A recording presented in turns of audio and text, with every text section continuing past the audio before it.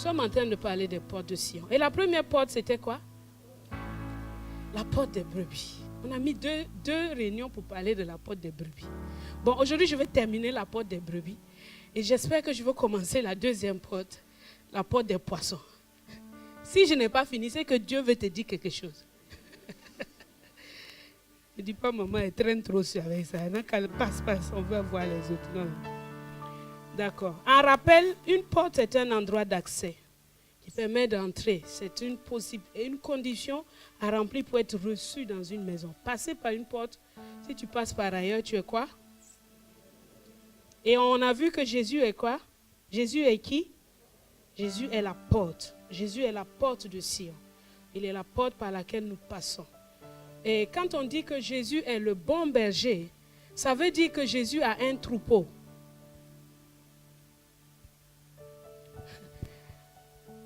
Quelqu'un qui a une brebis, on ne va pas dire qu'il est un berger. Vous comprenez, non? Si tu gardes une brebis chez toi juste pour ton plaisir ou bien une expérience, on ne va pas dire que ton métier est berger. Berger avec une brebis, ça n'existe pas. Un berger, c'est quelqu'un qui a quoi? Un troupeau.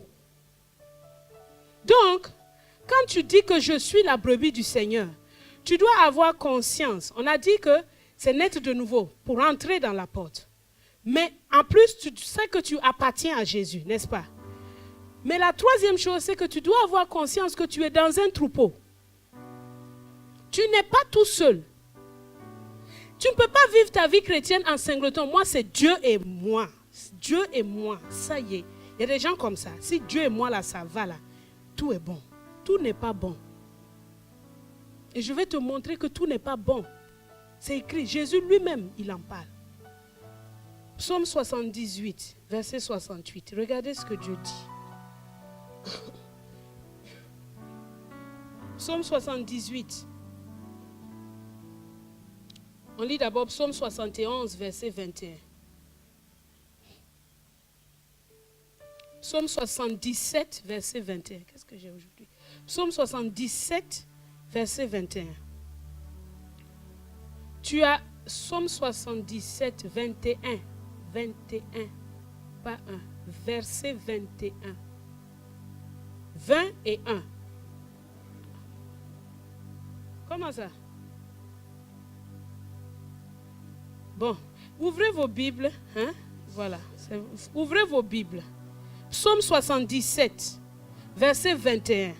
Voilà. Tu as conduit ton peuple comme un troupeau par la main de Moïse et... Dieu dit quoi? J'ai conduit mon peuple comme un troupeau par la main de Moïse et d'Aaron.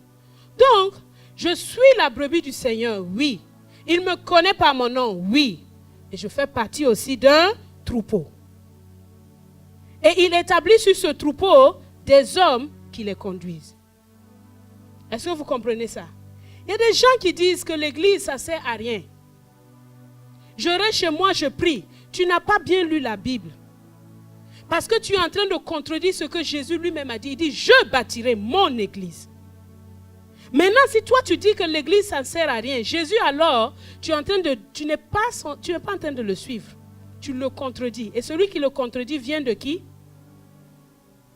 Parce que c'est le diable qui contredit toujours ce que Jésus dit. Le diable contredit toujours ce que Jésus dit. Ne sois pas parmi les contradicteurs de ce que Jésus a dit.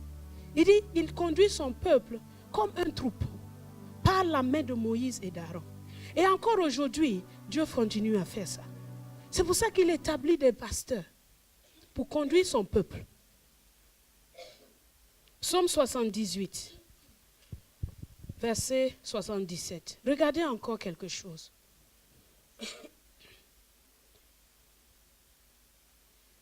Psaume 78, verset 71. Il dit, il le prit derrière les brebis qui allaitent pour lui faire paître, on parle de David, pour lui faire paître Jacob, son peuple, et Israël, son héritage. Donc, à la porte des brebis, on parle des brebis. À la porte des brebis, on parle aussi des pasteurs. Et à cette porte des brebis, Dieu qui établit un pasteur, lui dit, tu as bien intérêt à les... C'est mon peuple. C'est mon héritage. Alors ce sont des choses que nous avons besoin de comprendre. Quelqu'un qui n'appartient pas à une église, ou qui vient à l'église, qui s'assoit et qui se lève, qui part, il y a quelque chose qui n'a pas rempli.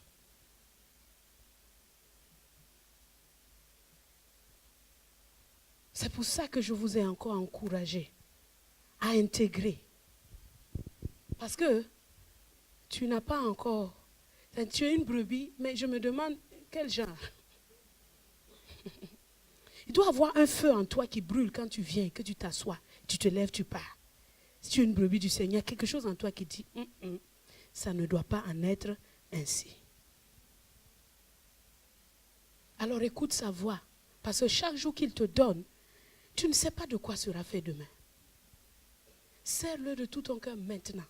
Même si tu es là pour 1 mois, 2 mois, tu peux faire quelque chose. Nais de nouveau. Entre par la porte. Passe par les eaux du baptême. Entre dans le troupeau. Et laisse-toi diriger par le Seigneur à travers la main de ses serviteurs qu'il établit. C'est ça leur parole. Maintenant, à la porte des brebis, je vous ai dit qu'une porte, c'est un lieu de jugement, n'est-ce pas? À la porte des brebis, qu'est-ce que Jésus juge? Il juge entre les brebis et les boucs. Premièrement. Matthieu chapitre 25. Matthieu 25, 32 à 46.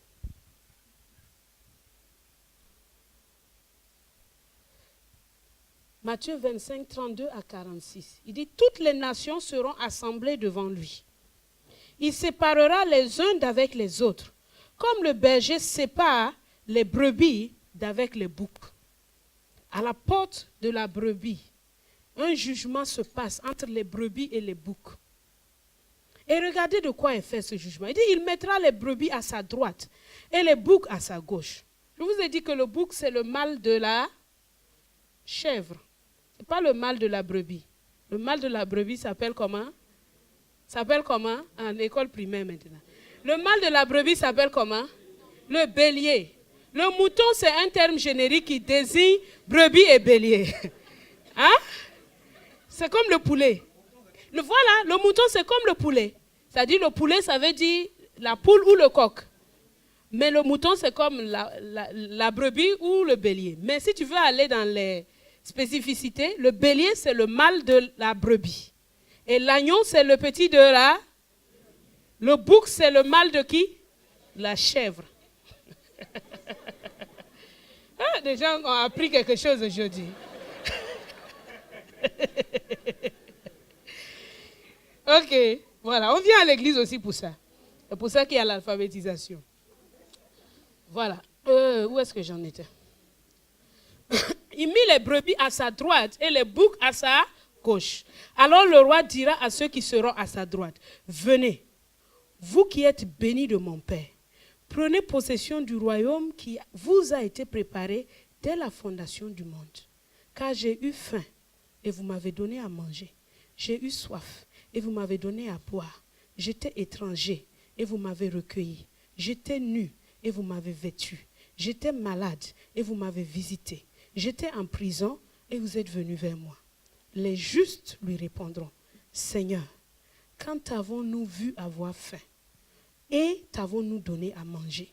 Ou avoir soif et t'avons-nous donné à boire? Quand t'avons-nous vu étranger et t'avons-nous recueilli? Ou nu et t'avons-nous vêtu?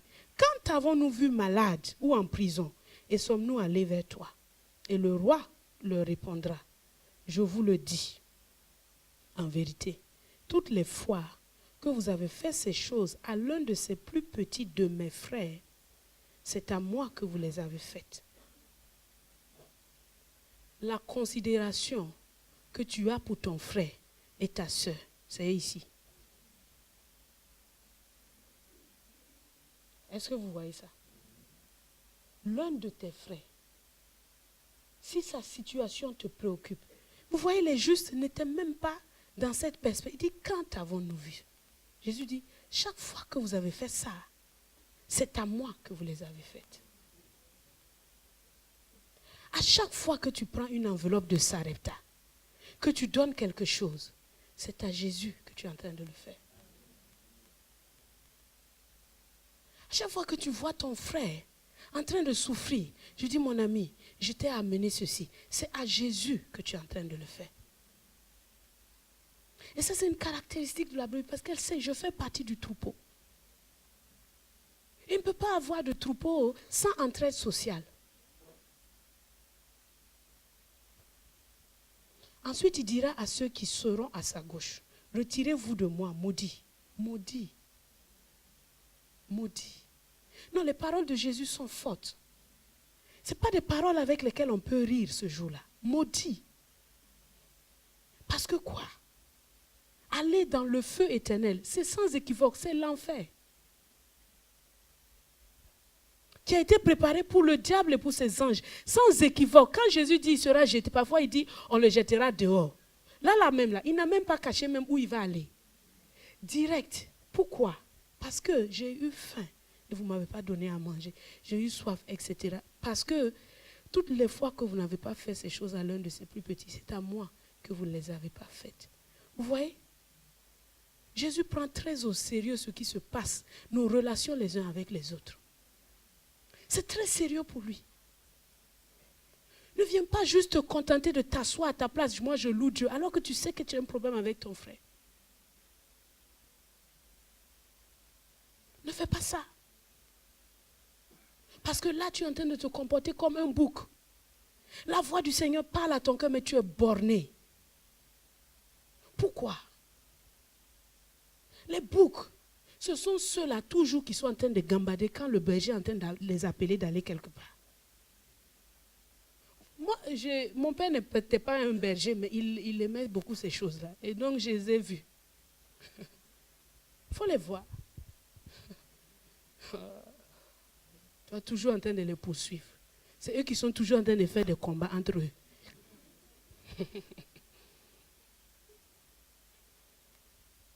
Alors, c'est important, c'est capital, la qualité de nos relations les uns avec les autres.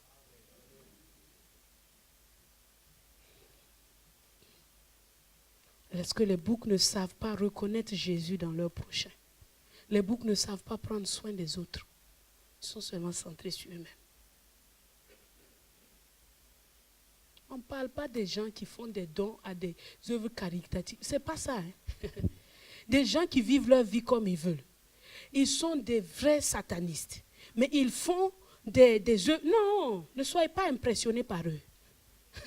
Leur cas est déjà réglé déjà depuis.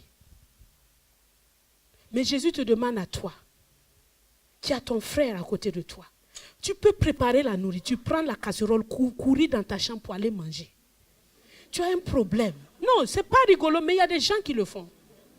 Oui ou non?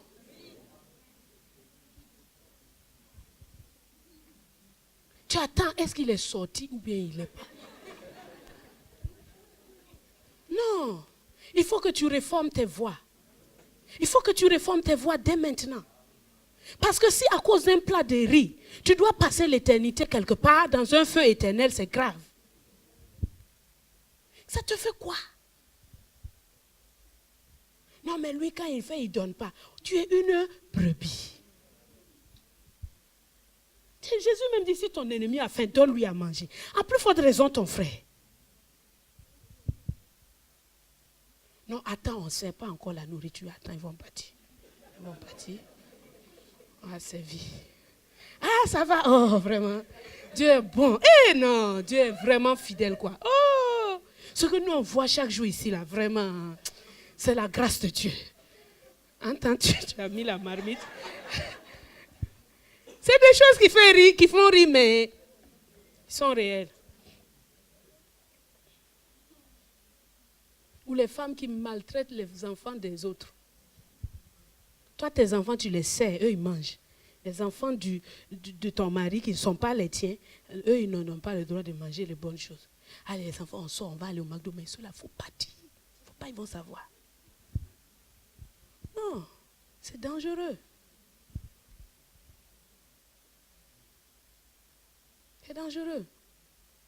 La méchanceté ne fait pas partie de la nature d'une brebis. Non.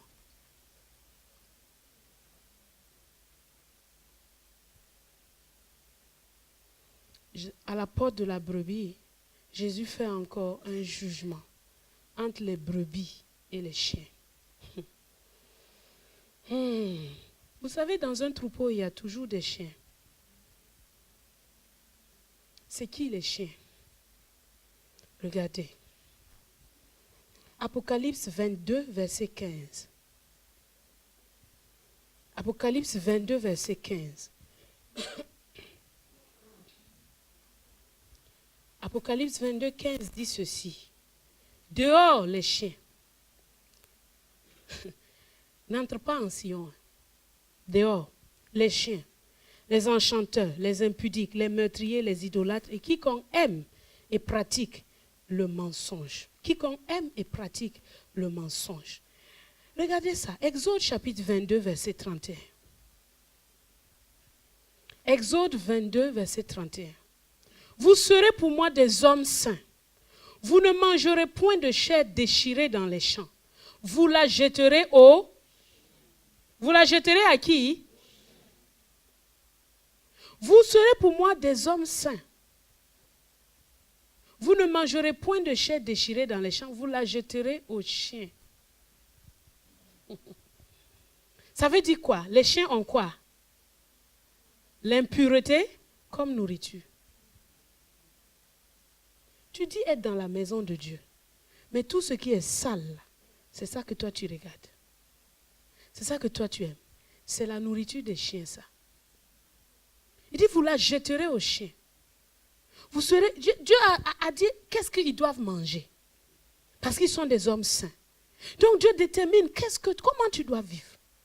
Et il dit, les chiens, leur nourriture, c'est l'impureté. Est-ce que tu n'es pas en train de vivre comme un chien? Alors que la vie de Dieu, elle est en toi. L'impureté doit être une haine en toi. Pas quelque chose que tu affectionnes. Parce qu'un jour, il y aura un jugement entre les chiens et les brebis. Et une des caractéristiques des chiens, c'est l'impureté.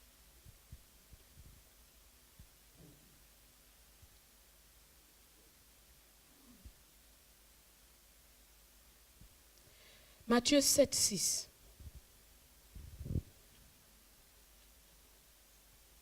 Dieu dit ceci. Ne donnez pas les choses saintes aux chiens et ne jetez pas vos pelles devant les pourceaux. Ne donnez pas les choses saintes aux chiens et ne jetez pas vos pelles devant les pourceaux. Ceux qui déforment toujours la parole de Dieu et qui la retournent pour en faire un mauvais usage sont comme des chiens. Parce que si tu leur donnes la parole, ils vont la fouler aux pieds, ils vont la retourner et ils vont attaquer celui qui est venu la leur annoncer. Comment est-ce que tu te comportes quand quelqu'un vient chez toi et te dit, mon frère, je pense que ta manière de vivre là n'est pas bien. Je pense que cette façon de faire n'est pas une bonne chose. Il est venu te donner quelque chose pour que tu sois sanctifié. Il est venu te donner une chose sainte. Mais si tu réagis comme un chien, dis toi-même, toi, tu es né dans le trou là-bas, là. Hein? Ta maman t'a ramassé là-bas. C'est maintenant que toi, tu as la bouche pour venir me parler. Quitte ici, hein? Et tu te lèves maintenant, la personne devient ton ennemi parce qu'il t'a dit la vérité. Tu te lèves maintenant pour aller salir son nom partout. Tu te comportes comme un chien. Parce qu'une brebis sait être reprise. Si quelqu'un vient te dire quelque chose, il peut y ajouter toutes ces mauvaises choses. Parfois, les gens disent les choses aussi de la mauvaise façon. Mais assis-toi et réfléchis. Quel est le message que Dieu veut me dire? Comment est-ce que ça peut être profitable à ma vie? C'est tout. Tu lui dis merci. C'est comme ça qu'une brebis se comporte. Mais si tu ne fais pas ça, pire peut arriver. Mais comme les gens te connaissent, tu vas être en train d'aller dans un trou. Hein, mais personne ne va venir vers toi. Ils te laissent seulement. Ils te disent rien. Parce qu'ils ne vont pas prendre leurs choses saintes pour te donner. Ils savent comment tu vas faire. Est-ce que vous comprenez? Ne soyons pas des chiens. Aujourd'hui, la Bible dit que ne jugez-vous vous-même, afin que vous ne soyez pas jugés et condamnés. Quand Dieu nous donne sa parole comme ça, ce n'est pas parce qu'il vient pour nous condamner. Non, c'est parce que le temps de la grâce est encore là. Et que je peux réformer mes voies. Je peux changer d'attitude. Je peux changer de comportement pour me redresser et me suivre des voies droites. La Bible dit, affermissez ce qui est en train de boiter afin que ça ne s'abîme pas totalement.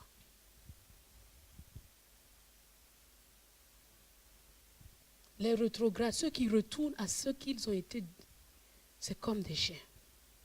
Proverbe 2 Pierre 2, 22. 2 Pierre 2, 22 dit ceci.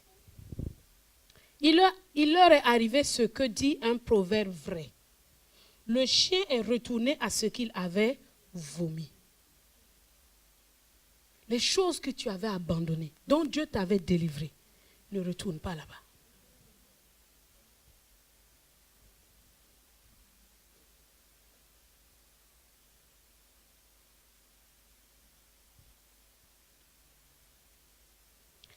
Les cupides sont aussi comme des chiens. Psaume 59, verset 15. Psaume 59, verset 15. Ils reviennent chaque soir. Ils hurlent comme des chiens.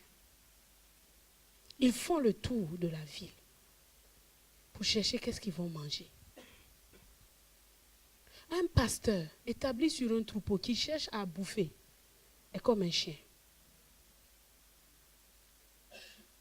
Parce que son tour, simplement, c'est pour s'enrichir. C'est comme un chien.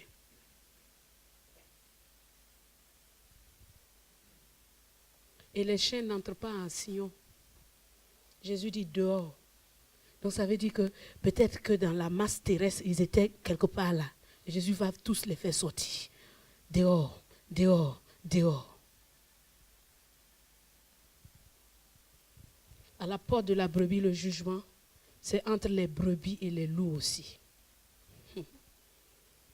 Ézéchiel 22, verset 27. Il dit, ces chefs dans son sein sont comme des loups qui déchirent leur proie. Ils répandent le sang, perdent les âmes pour assouvir leur cupidité. Si tu es établi dans une position d'autorité, vous n'avez pas vu le Ézéchiel 22, 27. Ézéchiel 22, 27. Quelqu'un qui est établi sur une position d'autorité, mais qui a pour seul but d'assouvir sa cupidité. Il veut s'enrichir, il veut être le plus grand, il veut être... Ils finissent tous par subir le jugement de Dieu. Parce que Dieu ne met jamais quelqu'un en position d'autorité pour qu'il se serve, mais pour servir. Toujours, que tu sois chrétien, païen, si Dieu te met dans une position d'autorité, c'est pour que tu serves et que tu sois une bénédiction pour les autres. Donc, si tu as une position d'autorité quelque part, qu'elle soit professionnelle, qu'elle soit dans l'église, qu'elle soit dans la société, ne sois pas cupide. Combat toute forme de cupidité dans ta vie. Combat toute forme de cupidité dans ta vie parce que la cupidité te transformera en un loup. Tu vas dévorer ceux que tu étais censé protéger. Vous pouvez noter ces références-là. Sophonie 3.3 et Matthieu 5.15 dont j'ai parlé dimanche passé. Les gens qui viennent en vêtements de brebis, mais qui sont des loups ravisseurs. Ils te tentent avec une, deux petites prophéties qui se sont réalisées. Toi, tu dis, ça c'est un vrai prophète. Ils vont gaspiller ta vie. Quand ils vont te laisser là, tu seras ruiné comme le fils prodigue, nu, sans rien. Même la nourriture des pauvres, même tu ne vas pas avoir pour manger. Alors, quand Dieu nous parle ainsi, comment faire pour restaurer les caractéristiques de la porte de Sion dans nos vies et dans l'Église? La première chose, il faut renoncer à la rébellion, à la révolte, à la dureté, à l'orgueil. À la porte des brebis, c'est la douceur qui parle. À la porte des brebis, c'est l'humilité qui parle. À la porte des brebis, c'est suivre Jésus qui parle. Il faut renoncer au mépris des autres. Il y a des gens qui pensent toujours qu'ils sont plus élevés que les autres. Tu as un grand problème parce que tu cours tout droit dans le feu. Il faut renoncer à mépriser les autres. Moi, j'ai tel truc, je me réjouis. Lui, il est un petit mougou mougou. Tu risques d'être toi un petit voyou. À la porte des brebis, il faut renoncer au péché, à la cupidité, à la voracité, au mensonge. À la porte des brebis, développe l'humilité, sois malléable. Sois quelqu'un que Dieu peut diriger, dont la houlette peut te redresser. Sois quelqu'un qui te place sous une autorité. Ne sois pas quelqu'un qui, ok, c'est moi, c'est Dieu, direct. Non, quelqu'un d'autre doit être entre toi et les dieux. À la porte des brebis, développe l'amour, développe la haine du mal. Aime la vérité. Aime ceux qui te disent la vérité. Sois ami avec ceux qui te disent la vraie vérité. La vérité qui va te conduire dans la vie éternelle. Pas ceux qui te caressent, qui te flattent. Ainsi, à Sion, en faisant ces choses, nous n'aurons pas à subir un jugement défavorable sur nos vies. Amen. Voilà pour la porte des brebis. La porte des brebis, c'est la porte d'entrée. C'est là où il faut passer par la nouvelle naissance pour entrer en Sion. C'est là où Dieu te donne sa vie, la vie éternelle. Il dit, je leur donne la vie éternelle. Mes brebis entendent ma voix. C'est là où Dieu te montre que tu n'es pas seul, tu n'es pas abandonné. L'Éternel est mon berger, je ne manquerai de rien. Il change ta mentalité à une autre mentalité, une mentalité de suffisance, de satisfaction. Tu n'es pas dans la mentalité du manque. Il tourne les choses. Au lieu d'être constamment en train de regarder, mais je n'ai pas. Si tu Éternel est ton berger, que tu le laisses former ta vie, former ton intelligence, tu vas voir que tu as tout ce dont tu as besoin. Il change ta mentalité afin que tu saches que j'ai tout ce qu'il me faut. Il ne me manque aucun bien. Je suis guidé, il me conduit dans le repos. Il me conduit dans la justice. Il restaure mon âme. L'Éternel est mon berger, il restaure mon âme. Je ne peux pas rester avec des histoires d'il y a 20 ans. La vengeance est toujours dans mon cœur. Non, ça n'existe pas. Si Dieu est ton berger. Non, ça, je ne peux pas pardonner. Ça n'existe pas. Si Dieu est ton berger, ton âme est restaurée, elle est renouvelée. Elle est comme neuve. Elle retrouve une splendeur qu'elle n'avait pas avec le péché. Il dit, mais quand je marche dans la vallée de l'ombre de la mort, je ne crains aucun mal, car il est avec moi. Sa houlette et son bâton, son autorité et sa direction, son autorité et la manière dont il me conduit, son éducation, son instruction, me rassurent. Il dresse pour moi une table en face de mes adversaires. Il induit ma tête et ma coupe déborde. Le bonheur et la grâce. Oui, le bonheur et la grâce m'accompagneront. Je ne me lève pas en me disant, oh, aujourd'hui c'est un jour noir, vendredi 13, c'est vendredi noir. Non, non, ça n'existe pas. Tous les jours de ma vie, je suis dans le bonheur et je suis dans la grâce parce que j'ai un berger. Et je marche pour aller où? Pour habiter dans sa maison. Tout ce que je désire, c'est d'atteindre Sion, la cité éternelle, dont les fondements sont des fondements éternels, dont les fondements, il est le constructeur et il est l'architecte. C'est ça que je suis en train de viser. Je marche sur terre, je montre sa gloire, mais mes yeux sont en haut parce que je suis du ciel. À la porte de Sion, je fais attention à mon voisin. Je ne vis pas dans une cage fermée, c'est moi et rien que moi. Non, je sais que je fais partie d'un troupeau, qu'il est mort aussi pour lui. Il a le même prix que moi. Je ne peux pas le mépriser. Le mépriser, c'est insulter mon père. C'est insulter mon berger. Il y a des passages, je ne vous les ai pas lus. Jésus dit, je jugerai entre brebis et brebis. Les brebis grasses qui finissent de manger, qui piétinent et puis qui gâtent tout avant de partir. Je vais juger ça aussi.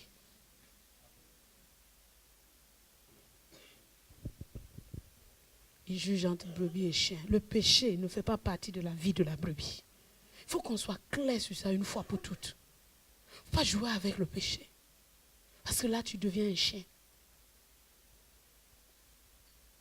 Il juge entre les brebis et les loups. Ceux à qui il donne une position d'autorité, mais qui se transforment en des cupides, des gens voraces qui veulent seulement dévorer. Il juge entre les brebis et les boucs. Ensuite, il nous conduit à la porte des poissons. Matthieu chapitre 4, verset 19. Matthieu 4, 19.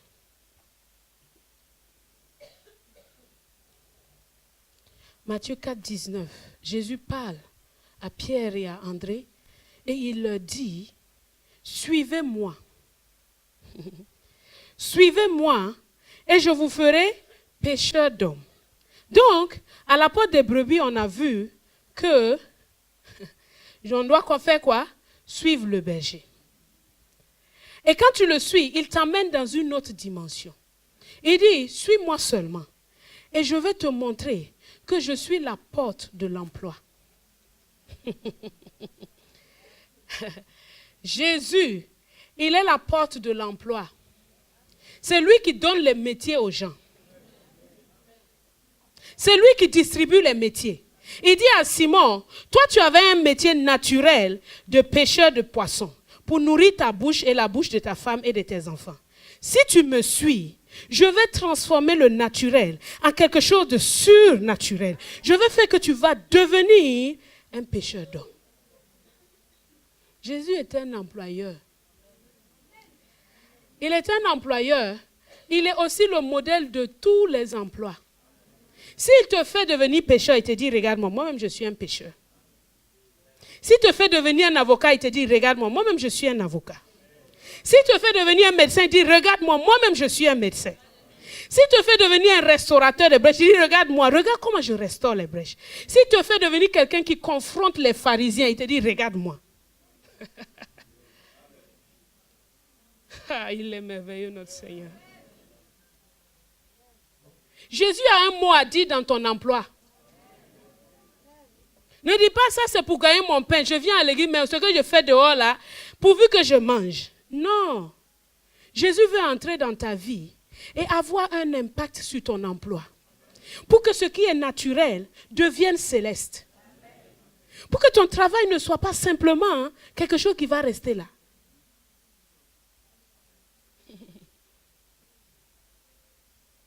Jésus est merveilleux. Mais qu'est-ce qu'il dit? Suis-moi.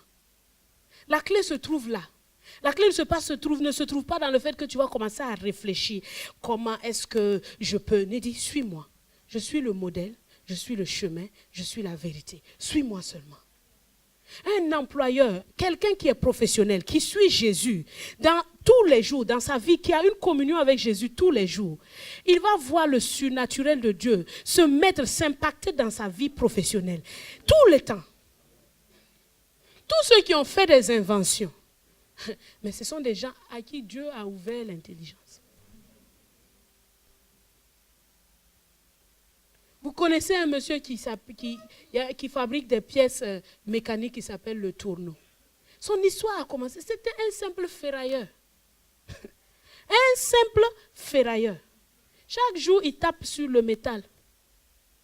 Un jour, il avait une commande, il devait fabriquer une pièce. Et le délai était pour demain matin. Il ne savait pas comment fabriquer la pièce. Jusqu'à la veille au soir, il ne savait pas comment faire. Il a réfléchi, il ne savait pas comment faire. Mais il y avait la réunion du soir qui avait lieu le jour là. Et il s'est assis, il s'est dit, si je vais à la réunion du soir, est-ce que j'aurai le temps de réfléchir bien pour savoir comment je vais faire cette affaire? Mais l'Esprit de Dieu en lui a montré, mets d'abord le royaume de Dieu en premier. Il a suivi Dieu, il est parti à la réunion. Quand il a fini la réunion, il est rentré chez lui. Il faisait tard. Il était fatigué. Il a dormi. Quand il s'est couché, il a eu un rêve. Dieu lui a fait le dessin de comment il va fabriquer la pièce. Il a eu ça en rêve. Il s'est réveillé le matin. Le rêve était présent dans son esprit. Ce n'est pas comme les rêves, il a oublié. Non. Dieu a rappelé ça. Il a dessiné la chose. Quand il est arrivé au travail, dès le soir, il avait fini de fabriquer la pièce. Et à partir de cet instant-là, l'inspiration de Dieu ne l'a jamais quitté. Il est devenu... Les gens qui font les trucs mécaniques connaissent le nom, le tourneau. Il a fabriqué des machines, des trucs mécaniques. Et toi, tu dis, non, moi je suis médecin, je dois réviser. Si je ne révise pas, je vais aller à la réunion, je vais réviser. Tu n'as rien compris. Tu vas être un médecin comme ceux du monde. Suis-le. Suis-le. Suis-le. Je suis toujours impressionné de voir les médecins qui sont là, ils font des spécialités. Ils font des gardes, mais ils sont là. Vendredi, ils sont là. Ils sont là. Ça veut dire que tu as quoi? Toujours le temps. Ne me dis pas non. Moi, non. Dis, suis-moi. Et j'aurai un impact. Mon toucher va transformer le naturel en surnaturel. Tu vas quitter la dimension naturelle terrestre pour une dimension spirituelle. Tu as commencé avec le naturel. Mais quand tu me suis, tu ne peux pas t'arrêter là. Je vais te catapulter dans une autre dimension que tu ne peux pas avoir par toi-même. Mettez Dieu en premier. Mettez-le en premier dans vos affaires. Car c'est lui qui est le dirigeant des affaires. Dieu est l'homme d'affaires le plus grand du monde. C'est lui. C'est lui. Comment est-ce qu'il s'assoit pour réfléchir comment il va faire le circuit des fleuves pour que tous les fleuves rejoignent la mer? Ce n'est pas une affaire ça. Comment il fait pour savoir comment renouveler le cycle de la nourriture pour que tout le monde ait à manger? Ce n'est pas une affaire ça. Agroalimentaire que tu as fait là, Dieu même il est plus grand agroalimentaire que tout le monde. Oui ou non? Dieu a toujours quelque chose. Les maths là, c'est lui qui les a fabriqués. Ne me dis pas Dieu n'a rien à voir avec l'électronique. L'électronique, c'est lui qui a fait ça. Réseau. Ah mais Dieu est le plus grand homme de réseau du monde. Il s'assoit ici, il parle à celui-là là-bas. Et puis en même temps, il parle à l'autre là-bas. Comment? Oh. Laisse-le entrer dans ton réseau naturel là. Il va te catapulter dans un réseau surnaturel. Dis, suis-moi. Suis-moi. Ces principes de chaque jour, respecte-les. Simplement, suis-le. Et on va avoir des professionnels extraordinaires qui vont écrire des livres pour raconter au monde comment Dieu les a amenés du naturel au surnaturel. Mais ce n'est pas compliqué. Suis-le. N'utilise pas les voies du monde. N'utilise pas la mentalité du monde. Ne dis pas Dieu n'a rien à voir avec ça. Si le monde là, ici, là, c'est nous, on gère. Non, tu es une brebis du Seigneur. Et tu le suis. Esther l'a suivi. Et avec sa simple beauté, elle a sauvé la beauté de tout un peuple.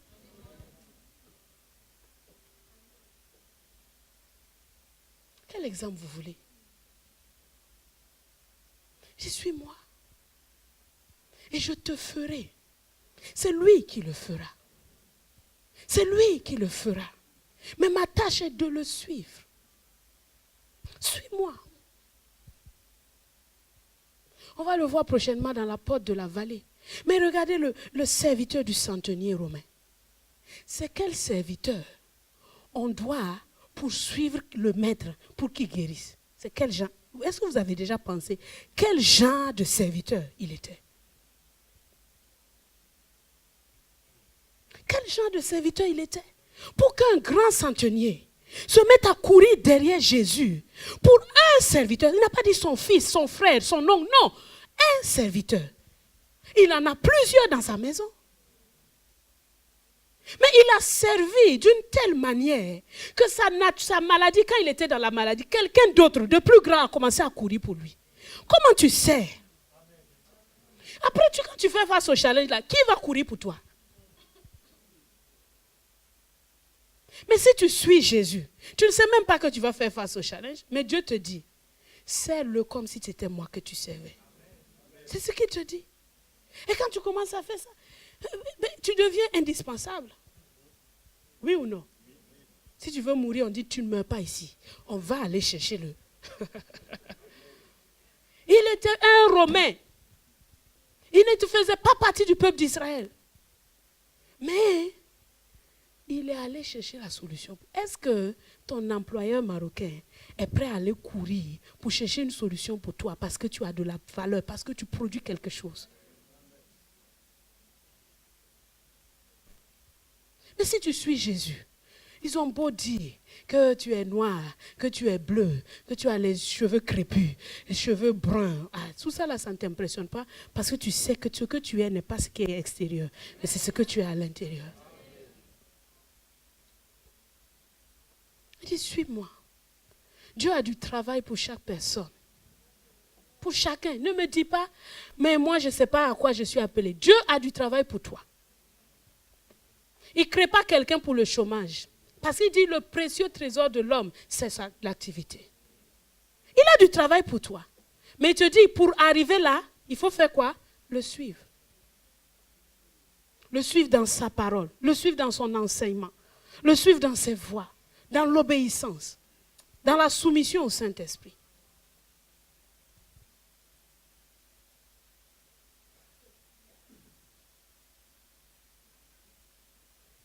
Dieu dit, j'ai une carrière que j'ai ouverte pour toi.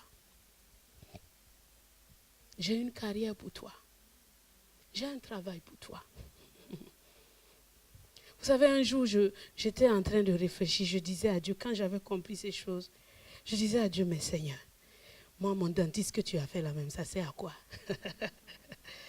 Et il m'a montré un proverbe. Ça, c'est juste pour vous détendre. C'est juste pour vous partager quelque chose de personnel. Proverbe 25, verset 19.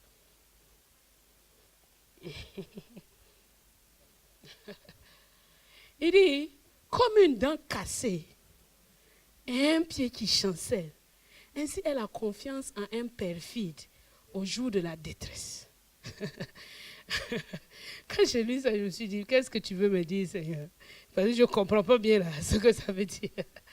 Il dit, comme une dent cassée et un pied qui chancelle. Vous savez, en dentisterie, si tu as une dent qui est cassée, si c'est la couronne qui est cassée, il n'y a pas de problème. Il n'y a pas trop de problème. Mais si c'est la racine qui est cassée, tu ne peux rien faire avec. Il faut l'arracher. Et me dit, vous, si vous lisez ça, vous ne voyez pas quelque chose. Mais je ne peux pas m'appuyer sur une dent cassée pour faire une couronne. Je ne peux pas m'appuyer sur une racine qui est branlante pour faire une couronne. Et le pied qui chancelle, c'est un peu comme aussi le pied de la dent, la racine de la dent. Donc, si quelqu'un, il me dit, je veux que tu aies confiance en moi, à un tel point que les autres vont voir que je suis digne de confiance. Comme une dent cassée et un pied qui chancelle. Est-ce que je suis un perfide? Je dis non, Seigneur. Alors au jour de ta détresse, tu peux t'appuyer sur moi. Amen. Et il veut que votre confiance en lui soit tellement forte que vous soyez des hommes loyaux, pas perfides. Que je sois une personne loyale, pas perfide, sur laquelle on peut s'appuyer. Donc, tu vas me dire, mais moi je suis couturière. Eh bien, peut-être que tu es appelé à revêtir. Moi, je ne sais rien. Hein? Mais tu vas aller chercher Dieu, tu as ton Saint-Esprit, je ne suis pas ton Saint-Esprit, et tu chercheras. Mais c'est pour que tu saches qu'en Sion, tu as un emploi. Pas un emploi terrestre, hein? Un emploi surnaturel. Et si tu le suis, son toucher va atteindre ton emploi naturel. Il va te catapulter dans quelque chose de surnaturel. Il n'y a personne qui a suivi Dieu et qui est resté dans le naturel, qui est resté anonyme. Non, non, ça n'existe pas. Il peut être comme Loïs ou Eunice. une mère au foyer dont on n'entend pas parler. Mais on en entendra parler dans 3-4 générations. Son travail était anonyme, mais non, elle a suivi Dieu, qui lui a dit, instruis l'enfant, instruis l'enfant, instruis l'enfant. Ça n'est pas passé à la télé, mais chaque jour, il a fait ça. Chaque jour, elle a fait ça. Et qu'est-ce que Paul dit? Paul dit, la foi qui t'a été transmise par ta mère et ton aïeul. Tu as du travail. Et un travail qui ne peut pas être enlevé. Un travail éternel. Un travail qui a une portée éternelle. C'est ce que Dieu veut que tu saches. En Sion, il n'y a pas de chômeur là-bas. Alors il dit, viens, suis-moi, je te ferai un traîneau aigu de pointe. Garni de pointe. Et là, c'est ceux qui, quand ils passent, ils cassent tout. Les montagnes, ces gens-là, je les aime bien. À un autre, il dit, viens, suis-moi, et je te ferai un vaillant héros pour délivrer mon peuple comme Gédéon. À un autre, il dit, suis-moi, et je te ferai une consolation pour les veuves et les pauvres. À un autre, suis-moi, et je te ferai une sage-femme spirituelle qui accouche, qui fait accoucher. À un autre, il dit, suis-moi, et je te ferai être une lumière, comme Saul. Dieu est un poète, non. Il faut regarder les noms, Dieu est trop fort. Il rencontre Paul. Il l'illumine avec une lumière là qui l'aveugle. Après, il dit, toi-même, tu vas devenir une lumière. Vous voyez ça? C'est merveilleux. Dieu est excellent. C'est des petits détails comme ça, mais Dieu a orchestré ça parce qu'il aime le beau.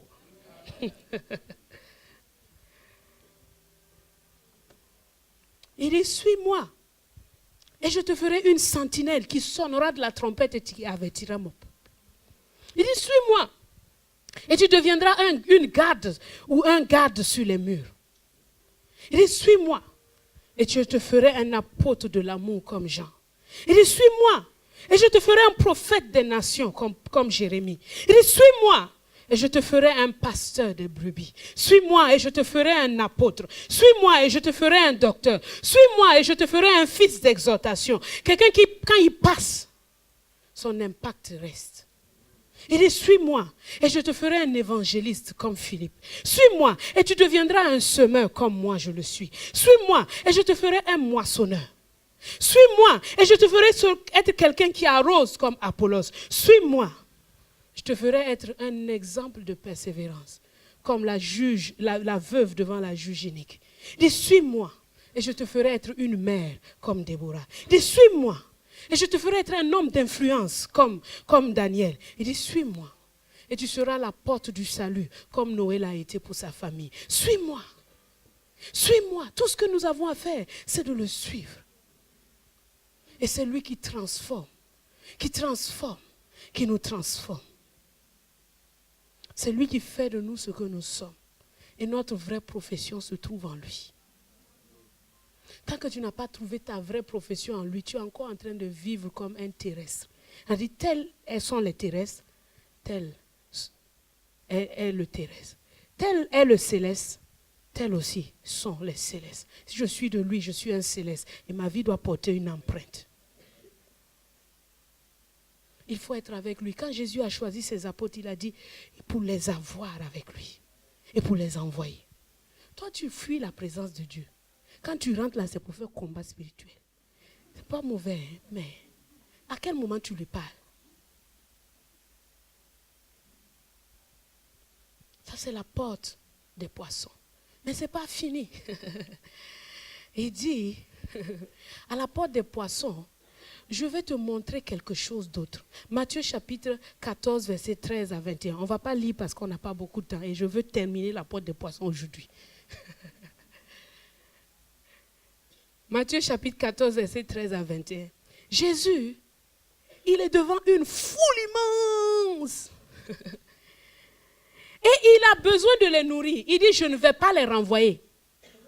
Donnez-leur vous-même à manger. C'est comme ça que Dieu nous met des challenges devant nous. Il dit, toi-même, il faut gérer le problème. Ah, mais qu'est-ce que j'ai pour gérer une foule immense? C'est là où Jésus te dit, ce que tu as est assez. Ta manière de parler est assez. Ta taille là, c'est assez. Ce que tu as, c'est assez. Tout ce qui manque, c'est ma bénédiction. Quand tu prends tout ce que tu as et que tu l'élèves vers moi, dis Seigneur, me voici. C'est tout ce que j'ai, mais je te rends grâce. Parce que je crois que si tu m'appelles à ce service, tu m'appelles à cet impact, c'est que je peux le faire. C'est que je peux y arriver. C'est que c'est possible. Alors je te dis merci. Je ne suis pas en train de te demander de le faire. J'ai dit merci, on y est déjà. Et tu vas voir que Dieu t'a donné les ressources qui sont nécessaires pour nourrir cette foule. Et il y aura quoi? Des restes. Est-ce qu'on se comprend? Beaucoup de gens se plaignent, mais ouais, ce que Dieu dit là, c'est trop. Oui. Justement, il ne t'a jamais demandé de faire avec ce que tu es. Il t'a dit, apporte-moi seulement ça. Et tu vas voir comment moi j'opère. Je suis dans une autre dimension. Tu as dit, mais simple parole que je lui ai dit là, ça l'a consolé. Oui, parce que Dieu a mis son toucher dessus.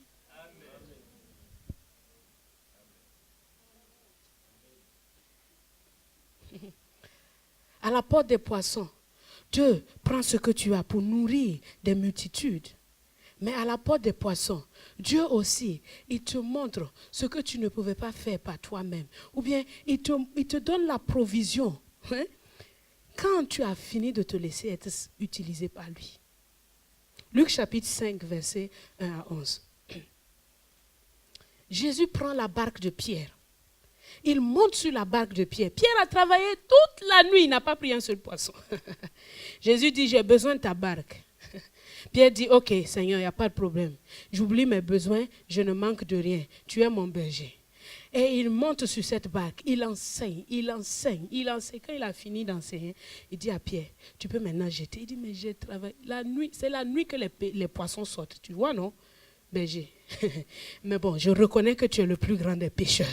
Sur ta parole, je jetterai le filet. Et Pierre a eu une pêche comment? Miraculeuse. J'ai travaillé toute la nuit sans rien prendre, mais sur ta parole, je jetterai le filet. Et il y a eu une grande quantité de poissons. Mais Jésus les a tellement impactés qu'ils ont vu que ce n'est pas ça qu'on doit poursuivre. C'est Jésus qu'on doit poursuivre. Non, même quand il te montre qu'il est la provision, il dit continue de me suivre. Continue de me suivre.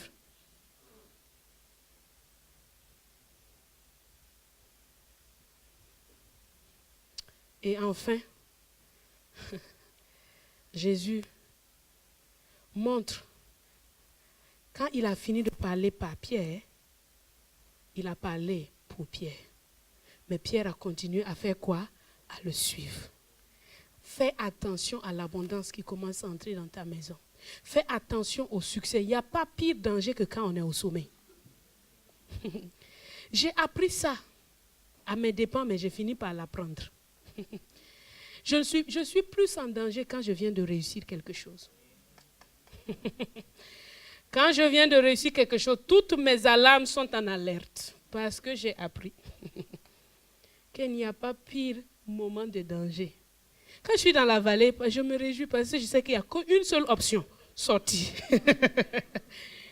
Mais quand tu es en haut, si tu ne fais pas attention, l'option c'est quoi? Fais attention quand tu es dans le succès. Sois vigilant. Sois vigilant parce que c'est un moment dangereux. Tu peux perdre de vue le bon berger. Fais attention. Pierre a eu ce succès, mais il a continué à suivre Jésus. Quand Jésus est ressuscité et qu'ils étaient vraiment désappointés, ils étaient dans un... Ils avaient imaginé que non, Jésus va venir, il va régner, il va établir son trône, il va chasser les Romains et puis il va faire le royaume d'Israël en même temps. En même temps, toi aussi, tu es en train d'imaginer, maintenant que j'ai reçu Jésus là, tout va dérouler comme ça, comme un tapis rouge. Je vais marcher là, tout, ah non, tout va ça, non. Et puis zéro. Tu dis, affaire là, c'était comment? Et pas mieux que je retourne dans ma pêche. C'est ce que Pierre a fait. Il dit, bon, il est ressuscité, on ne comprend plus rien. Parce que eux, leur but, c'était qu'il fasse le trône. Maintenant, il est mort. On dit il est ressuscité. D'accord, il est ressuscité. Mais on fait quoi maintenant? On ne sait pas ce qu'on fait. Donc Pierre dit, il retourne pour pécher. Quand Pierre dit qu'il retourne pour pécher, les autres le suivent. Mais ils sont là, ils ne gagnent rien. Ils arrivent à rien prendre. Mais Jésus s'approche d'eux. Il dit, enfants, mes petits enfants qui viennent de naître de nouveau parce que je suis ressuscité. Oui, parce qu'avant, ils n'étaient pas nés de nouveau. Jusqu'à la résurrection. Il dit, enfants, n'avez-vous rien à manger? Vous êtes affamés? Vous cherchez des choses à manger? Il dit, jetez le filet. Et puis, ils ont jeté. Quand ils ont jeté, Jean s'est rappelé que le faiseur de miracles, je le connais. La personne qui fait toujours ces choses-là, je le connais. C'est le Seigneur qui est là. Et Pierre, il court, il rame, il va là-bas. Quand il arrive, Jésus a déjà braisé un poisson pour eux. Jésus n'a pas attendu leur pied. Dieu est ton berger. Il te conduit où il veut qu'il t'amener. Ce n'est pas toi qui lui dicte comment les choses vont se passer. Même quand tu penses être désappointé, lui, il a toujours le contrôle des choses. Il a toujours toutes choses en main. Tu dois simplement le suivre, continuer à le suivre. Et même quand tu es découragé, il vient à toi. Et il te dit, je suis ta provision. Mais après, il te demande, est-ce que tu m'aimes au point de faire ce que je te demande de faire? M'aimes-tu? Pierre dit, mais tu sais... Il dit, non, est-ce que tu m'aimes? Il dit, oui, est-ce que tu m'aimes? À la porte des poissons, Jésus te donne un travail et te dit toujours, fixe-toi sur moi. Fixe-toi sur moi. Suis-moi et aime-moi. Suis-moi et aime-moi. Car je suis la provision. Je suis la provision. C'est pour ça que Jésus a dit à ses disciples, ne travaillez pas pour la nourriture qui périt. En Sion, on ne bosse pas pour manger. C'est trop bas. C'est pour les mortels, c'est pour les terrestres. En Sion, on bosse pour quelque chose d'éternel.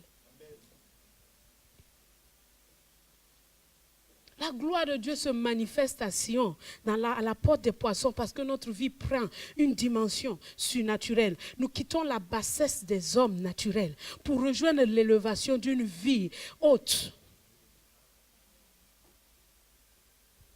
Nous quittons le travail naturel, le travail acharné, le travail maudit, où on dit c'est à la sueur de ton front que tu mangeras, pour un travail éternel, un travail céleste, où le pain est pourvu. À Sion, la gloire de Dieu se révèle à la porte des poissons en te montrant que ce que tu as est suffisant. Fais-moi confiance, apporte-le-moi. Jean chapitre 6, verset 27 dit, travaillez non pour la nourriture qui périt, mais pour celle qui subsiste pour la vie éternelle. Travaille pour la vie éternelle. Et nous avons vu que nous devons faire tous nos efforts pour ajouter à notre foi. Valorise ta foi. Fais-la bosser. C'est ça le travail en Sion. C'est là la porte des poissons. La porte où je travaille. Mais je ne travaille pas pour le terrain. Je ne travaille pas comme les hommes naturels pour manger, boire et mourir. Non. Quitte cette mentalité, mon frère, ma soeur. Quitte cette mentalité, mon bien-aimé. Tu es en Sion. C'est pour ça où que tu sois. Ton travail séculier ne doit pas être la priorité. C'est ta vie dans le royaume qui est prioritaire. Alors pourquoi est-ce que je ne te vois pas? Tu me sors toujours la raison, le travail. Il y a un problème. Est-ce que tu sais qui tu es en Sion?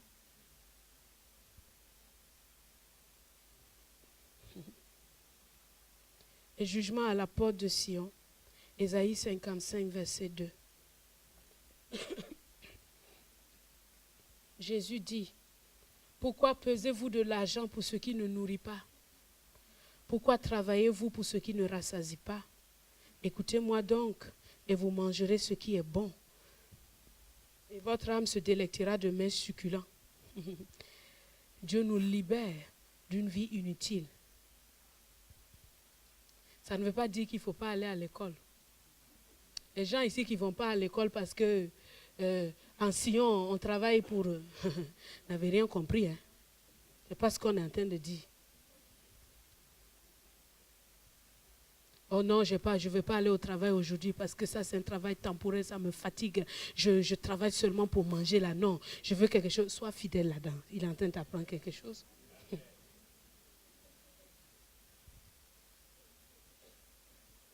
change ta mentalité sur le travail. Change-la et suis-le. Suis-le en priorité et il te montrera ce que tu dois faire. Il te montrera et il te fera. Il dit, je te ferai. C'est l'œuvre de ses mains qui vont te former. Nous sommes appelés à une vie glorieuse, n'est-ce pas? C'est ça la gloire de Dieu sur nos vies. C'est ça la gloire de Dieu sur nos vies. C'est ça la gloire de Dieu sur nos vies. C'est ça la gloire de Dieu sur nos vies.